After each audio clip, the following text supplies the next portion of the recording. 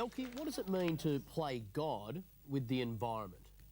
I think every time we manipulate the natural environment, we are in fact playing God. We've got to realise that biodiversity has evolved together over millions of years, and there is this incredibly complex interconnectedness between all beings. Nothing exists in isolation. You start tinkering with one element of this biodiversity, you affect, like a domino, you affect everything around it, and you will in effect change things. Now, in Australia, Elke, we're mad for introducing a new species, yeah? Yeah. Is that playing God with the environment? Has that come unstuck?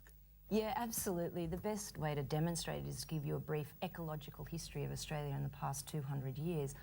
If you look at our historical records, there's been two modern mass extinctions in the 1850s and in the 1900s of Australian mammals. In the 1850s, Australian history, what happened?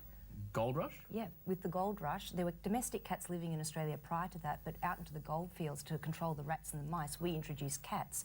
No natural predator, lots of rats, lots of mice, also lots of natives. Cats flourished. 1860s, we introduced the rabbit. We tried to introduce the domestic rabbit prior to that and it didn't work. And then we introduced the wild rabbit. Again, no natural predator, lots of feed. It absolutely flourished. 1870s, we introduced the fox to control the rabbit.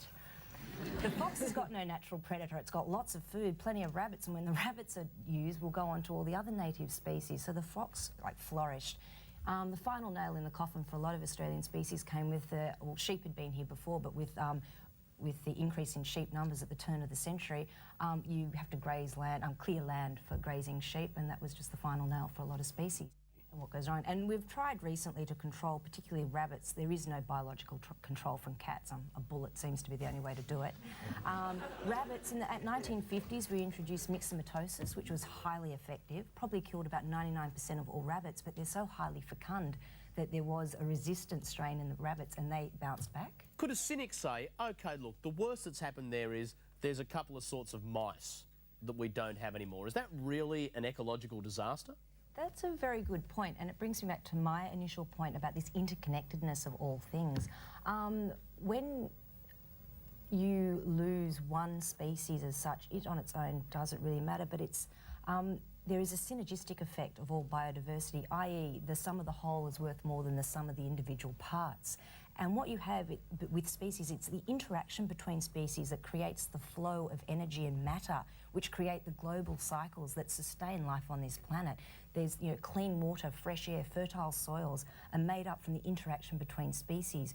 We do not even know within an order of magnitude how many species are on this planet, let alone what they all do. And as you start to chink off species here and here and here, you're going to start to affect these global cycles. And it's not just extinctions, it can be other pollutants in the environment, like the endocrine prohibitors that we are seeing, synthetic hormones being released in the environment. We're seeing in polluted waterways, fish and frogs, which are starting to get genetic deformities.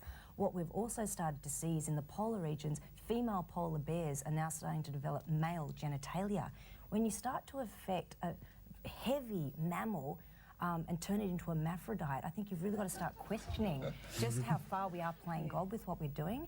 And to quote a very famous ecologist, the key to clever tinkering is to keep every cog in wheel.